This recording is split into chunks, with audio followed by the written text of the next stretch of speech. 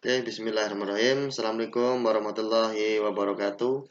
Jumpa kembali di channel Paman Danar. Untuk kali ini kita akan memberikan pembahasan uji kompetensi struktur jaringan tumbuhan bab 3 pada pelajaran IPA kelas 8 semester ganjil. Jangan lupa di like, komen, subscribe ataupun subscribe serta di share agar semakin berkembang channel ini. Oke, yang pertama sekali, nomor 1, rambut atau bulu akar hanya terdapat pada bagian bulu akar yang masih muda, yang merupakan penonjolan atau diferensiasi dari jaringan. A. Korteks, B. Epidermis, C. Endodermis, D. Silinder pusat. Dari keempat jaringan ini, kalau kita urutkan, yang pertama adalah epidermis, kemudian korteks, kemudian endodermis dan silinder pusat. Namun pada saat jaringan akar yang masih muda, ini penonjolannya atau diferensiasinya adalah dari jaringan epidermis ya. Anda semua jawabannya adalah yang B. Jawabannya adalah yang B. Ini yang betul adalah yang B. Untuk nomor 1. Kemudian nomor 2. Nomor 2, umur pohon dapat dilihat dari garis-garis yang menunjukkan hasil kegiatan dari suatu masa pertumbuhan. Garis-garis itu disebut xilem, B. Velogen, C. Parenkim kayu, D. Lingkaran tahunan. Kalau kita amati, jawaban A ini adalah jaringan, B juga demikian, C juga jaringan. Namun yang D ini bukan jaringan. Kalau kita lihat, yang membentuk garis-garis itu biasanya bisa kita lihat ketika kayu itu pada saat kayu yang sudah besar ya, karena kelihatan dari kambiumnya. Kalau kayu yang sudah besar nanti bisa kita amati garis-garis itu. Garis-garis itu tidak mungkin dikatakan sebagai jaringan xilem, velogen, parenkim kayu. Ini jawaban yang paling tepat adalah lingkaran tahunan. Jawabannya adalah yang D. Kemudian berikutnya nomor 3. Perbedaan berkas pengangkut pada batang monokotil dan batang dikotil adalah berkas pengangkutnya ya. Ini bisa kita lihat dari gambarnya. Untuk Anda semua yang sudah mempelajari di buku siswa itu ada perbedaan gambarnya. A. Berkas pengangkut pada dikotil tidak memiliki kambium. B. Berkas pengangkut pada monokotil tersusun beraturan. C. Berkas pengangkut pada dikotil tersusun tidak beraturan. D. Berkas pengangkut pada dikotil dipisahkan oleh kambium. Kalau yang A ini sudah pasti salah ya. Pengangkut pada dikotil tidak memiliki kambium. Pada dikotil itu memiliki kambium. Kemudian yang B dan C ini juga kurang tepat karena posisinya terbalik. Ya.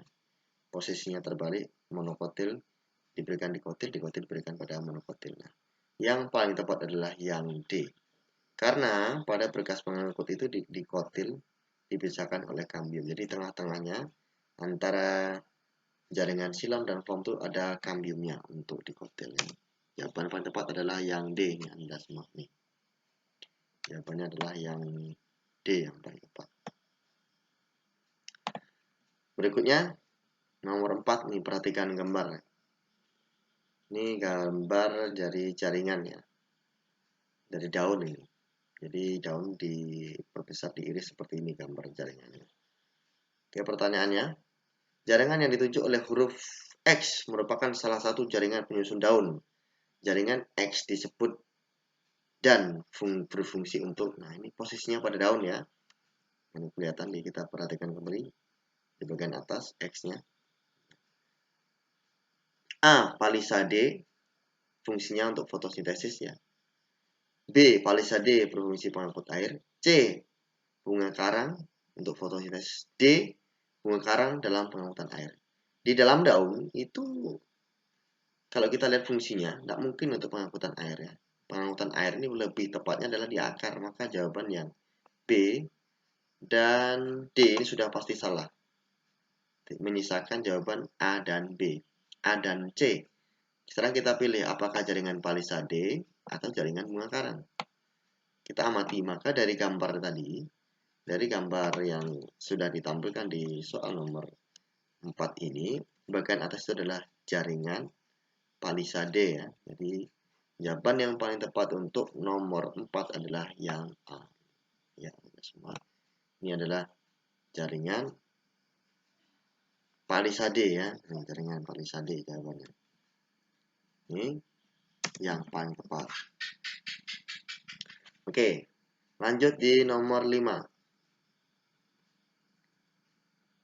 Perhatikan gambar anatomi akar di samping.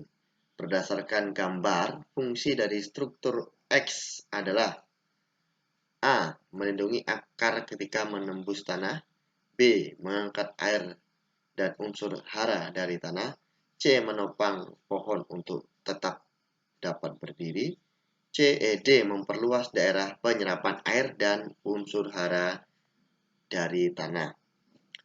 Semuanya ini adalah fungsi akar, mulai pilihan dari A, B, C, sampai dengan D. Ini merupakan secara garis besar adalah fungsi akar.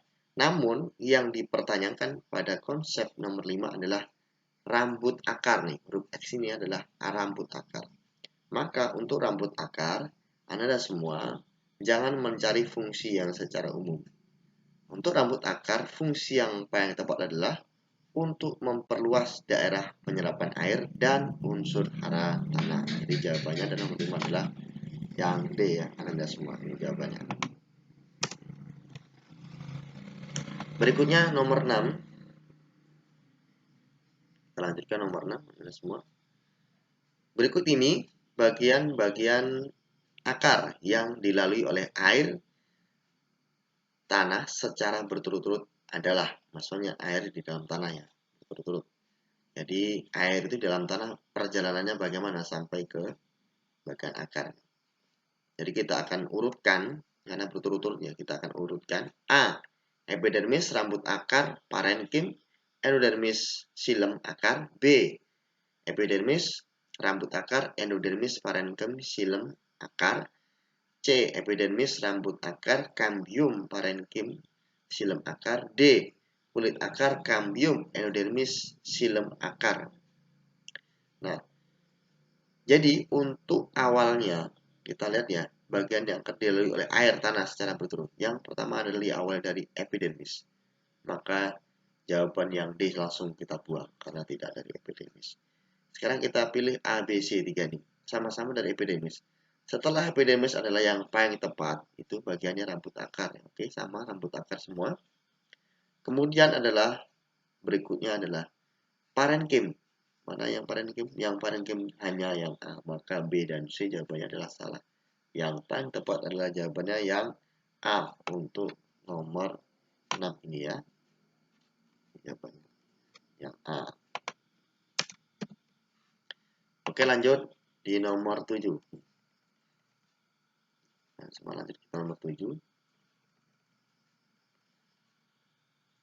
Sehelai daun ditutupi sebagian dengan kertas timah lalu diletakkan di tempat yang terkena cahaya matahari selama 24 jam. Daun tersebut kemudian dipetik dan dilakukan uji iodium pada permukaan tersebut. Kemudian dipetik dan dilakukan uji iodium pada permukaan atas daun. Proses tersebut merupakan cara untuk A. Mengetahui bahwa hasil fotosintesis adalah amilum. B. Mengetahui bahwa klorofil diperlukan dalam fotosintesis. C. Mengetahui bahwa ada fotosintesis terbentuk gas oksigen. D. Mengetahui bahwa amilum terdapat pada seluruh bagian daun. Nah, ini adalah sebuah percobaan yang dilakukan dalam uji fotosintesis ya.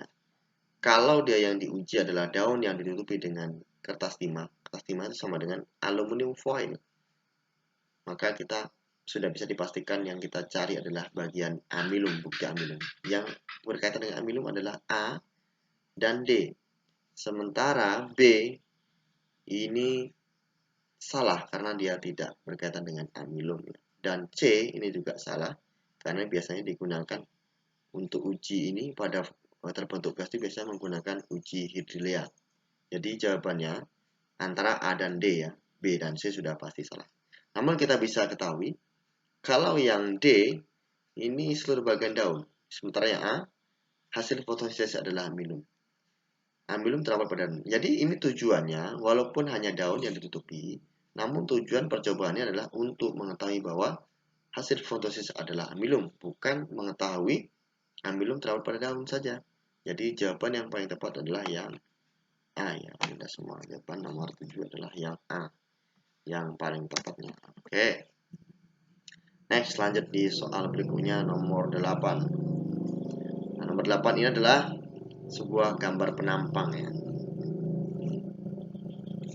Soalnya, bagian yang berfungsi sebagai jaringan pengangkut ditunjukkan pada bagian bernomor.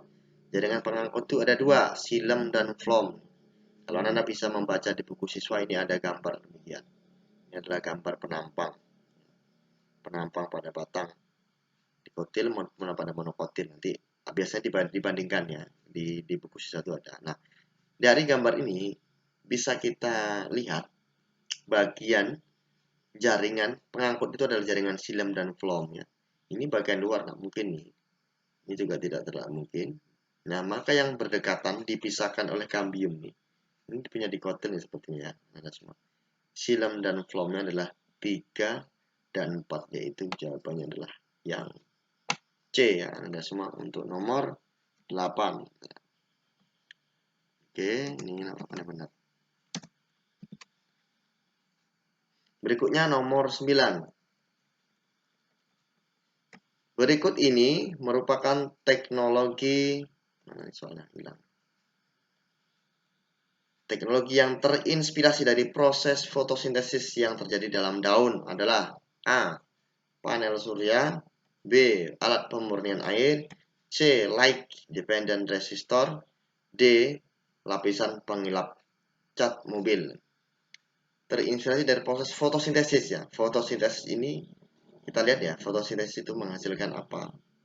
Ini merupakan proses memasak makanan sendiri oleh tumbuhan.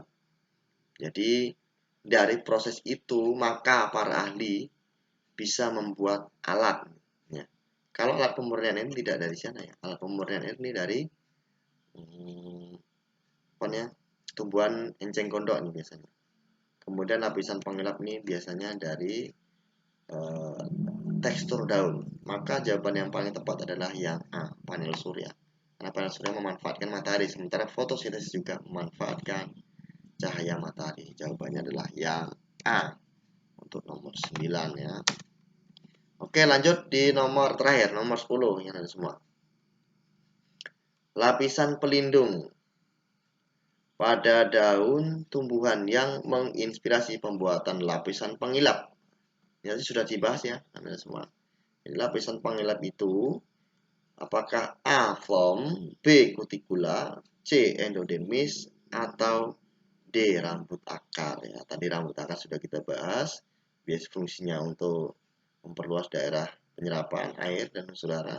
Epidermis ini jaringan agak dalam ya, di bawah dari korteks. Kemudian kalau kutikula ini lapisan, phloem ini jaringan berkas pengangkut. Yang paling tepat adalah kutikula, karena kutikula ini lapisan permukaan daun. Sementara kita tahu bahwa permukaan daun itu biasanya lebih halus dibandingkan dengan bawah daun. Itulah sebabnya para ahli terinspirasi untuk membuat lapisan pengilap. Karena kenapa?